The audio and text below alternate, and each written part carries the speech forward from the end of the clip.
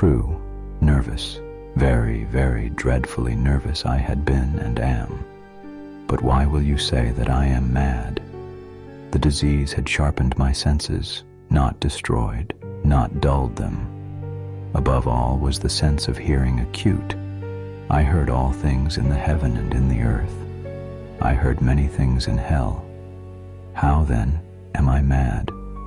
Hearken, and observe how healthily, how calmly I can tell you the whole story. And the deep and dank tarn closed sullenly and silently over the fragments of the house of Usher. The whole exterior of the house seemed to have been rotting for years, and the slightest touch would bring it down.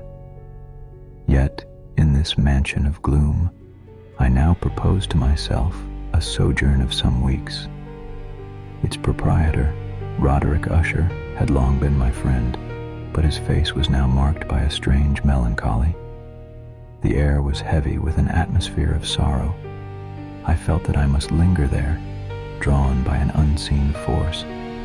I was sick unto death with that long agony, and when they at length unbound me, and I was permitted to sit, I felt that my senses were leaving me. The sentence, the dread sentence of death, was the last of distinct accentuation which reached my ears. After that, the sound of the inquisitorial voices seemed merged in one dreamy, indeterminate hum. It would have been mercy to take me quickly from this place. I saw the lips of the black-robed judges move, but I heard nothing. Then a pause ensued, followed by a sound like the rushing of a great wind through the forest. The 1,000 injuries of Fortunato I had borne as I best could, but when he ventured upon insult, I vowed revenge. You, who so well know the nature of my soul, will not suppose, however, that I gave utterance to a threat. At length I would be avenged. This was a point definitely settled, but the very definitiveness with which it was resolved precluded the idea of risk. I must not only punish, but punish with impunity. A wrong is unredressed when retribution overtakes its redresser. It was about dusk, one evening during the supreme madness of the carnival season. Once upon a midnight dreary, while I pondered, weak and weary, over many a quaint and curious volume of forgotten lore, while I nodded, nearly napping, suddenly there came a tapping, as of someone gently rapping at my chamber door. "'Tis some visitor," I muttered, "tapping at my chamber door, only this and nothing more." Eagerly I wished the morrow. Vainly I had sought to borrow from my book surcease of sorrow, sorrow for the lost Lenore, and the silken, sad, uncertain rustling of each purple curtain thrilled me, filled me with fantastic terrors never felt before.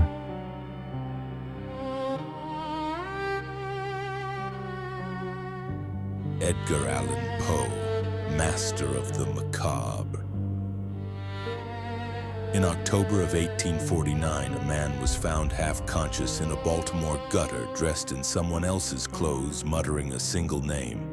4 days later, he was dead. His death certificate vanished, and the theories still echo. Alcohol, rabies, political kidnapping, even murder. Reynolds. This man was Edgar Allan Poe, the orphan who became America's first great literary outsider. His life was as strange and haunting as the stories he left behind. Poe's story began in Boston on January 19, 1809. His parents, David and Elizabeth, were actors. His father abandoned the family when Edgar was just a year old. Soon after, tuberculosis claimed his mother's life. At the age of 2, Edgar was an orphan. A wealthy Richmond merchant, John Allen, and his wife Frances took him in. Though never formally adopted, Edgar carried their surname. I became insane, with long intervals of horrible sanity. Those words, written later in life, reflect the sense of loss that haunted him from the beginning. In 1815, the Allens moved to Britain, where Poe spent 5 years in schools across Scotland and England. At Manor House School in Stoke Newington, he absorbed a classical education among shadowy churchyards and old brick walls. The imagery of Gothic Europe would stay with him forever. The family returned to Richmond in 1820. By his teenage years, Poe was already writing poetry and dreaming of a literary career. In 1826, Poe entered the University of Virginia. He excelled in languages and literature, but quickly fell into gambling debts that John Allan refused to pay. After less than a year, Poe dropped out. Around the same time, he lost his sweetheart, Sarah Elmira Royster, whose family intercepted his letters. Deep into that darkness peering, long I stood there wondering, fearing. Cut off and restless, Poe moved to Boston in 1827. He published his first book, Tamerlane and Other Poems, credited only to a Bostonian. Few noticed. Soon after, he enlisted in the army under the name Edgar A. Perry, serving in Boston Harbor and Charleston. He rose to the rank of sergeant major for artillery, a mark of discipline few would expect from the future poet of shadows. In 1830, Poe entered West Point. By then, his relationship with Allan had collapsed. Poe deliberately neglected his duties until he was court-martialed and dismissed. Before leaving, he convinced fellow cadets to fund another poetry collection, Poems, which included early masterpieces like To Helen and The City and the Sea. Settling in Baltimore, Poe lived with his Aunt Maria Clemm, her daughter Virginia, his brother Henry, and his grandmother. His brother soon died from illness worsened by alcoholism. Yet here, Poe began to find his voice. In 1833, his story, MS, Found in a Bottle, won a contest and the attention of publishers. 2 years later, he became editor of the Southern Literary Messenger in Richmond, where his sharp reviews earned both fame and enemies. In 1836, Poe married Virginia Clemm, his cousin just 13 years old. Despite the age difference, their marriage was close, and Maria Clemm became his most loyal supporter. Through the late 1830s and early 1840s, Poe worked in Philadelphia and New York. His stories, The Fall of the House of Usher, Ligeia, and the murders in the Rue Morgue, pioneered Gothic horror and detective fiction. The boundaries which divide life from death are at best shadowy and vague. In 1843, his tale The Gold Bug won a prize and brought him wider attention. But true fame came in 1845 with the publication of The Raven. Quoth the raven, nevermore. The poem's rhythm and refrain captivated readers across America. Almost overnight, Poe became a household name. Yet fame brought little money.